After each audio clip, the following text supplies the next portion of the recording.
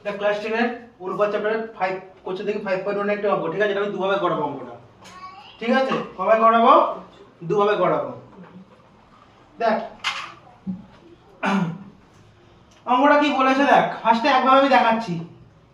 H2B 6:7, B:C কত বলেছে? H:7 হলে H2C কত, তাই তো? কি বলেছে? H2C কত? তাহলে এখানে B দেখ দুটো আছে তো, B দুটো আছে, বিটাকে ফার্স্টে মানে নিচে বিটাকে ফার্স্টে সমান করতে হবে, ঠিক আছে? তাহলে H2B টা আমি লিখতে পারি A/B লিখতে পারি, আর B:C টা কত লিখতে পারি? B/C আমি লিখতে পারি, তাই তো? তাহলে দেখ কত আছে? 6/7, এটা কত আছে? 8/7, তাই তো? দেখ আমাকে বিটাকে বলেছি সমান করতে হবে, বিটাকে বলেছি সমান করতে হবে, সমান করতে কারণ কেন বিটা সমান? বি এখানে দুটো আছে, তাই তো? বি দুটো আছে, বি কে সমান করলে তাহলে ব্যাকগুলো এ হয়ে যাবে।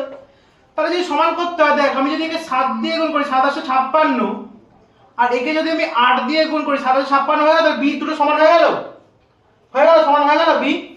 এবার নিচেরটাকে এটাকে যদি 8 দিয়ে গুণ করি, তাহলে উপরটাকে আমি কত দিয়ে গুণ করব? 8 দিয়ে। বোঝা গেল?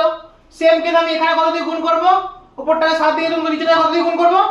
7 দিয়ে গুণ করব, তাই তো? তাহলে কত হলো? 6 কত হলো? 48, 27 কত হলো? 56।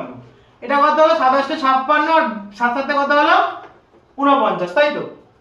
তাহলে আমাকে A:C চেয়েছে, তাহলে A তুলবো আর C তুলবো, তাহলে A:C কত?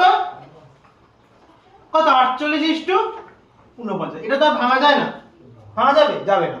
হয়েছে? বোঝা গেছে? এবার আমি তোদেরকে আরেকটা পদ্ধতি আমি শেখাচ্ছি, ঠিক আছে? যখন ধর আরো অনেক বড় দেবে, এটা বিশেষত সেই ক্ষেত্রে বেশি কাজে লাগবে। আমি আরেকটা অল্টারনেট পদ্ধতি তোদেরকে আমি শেখাচ্ছি, ঠিক আছে?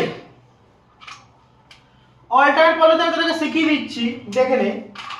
ধর তোরা কেউ সমান করতে পারছিস না, অল্টারনেট পদ্ধতি আমি দেখাচ্ছি, ঠিক আছে? অল্টারনেট পদ্ধতি দেখাচ্ছি, ঠিক আছে? কি আছে বল?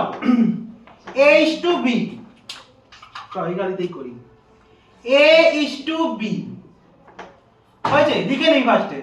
B:C এরকম লিখে নিবি, ঠিক আছে? এবারে লিখে নিবি। এই দেখ এখানে কি নিবি? A:B:C, ঠিক আছে? এবার A:B কত আছে? 6:7 কত আছে? এখানে নিচে নিচে বলাবি কত আছে? 6 কত আছে? 7, ঠিক আছে? এবার B:C কত আছে? H:7 কত আছে?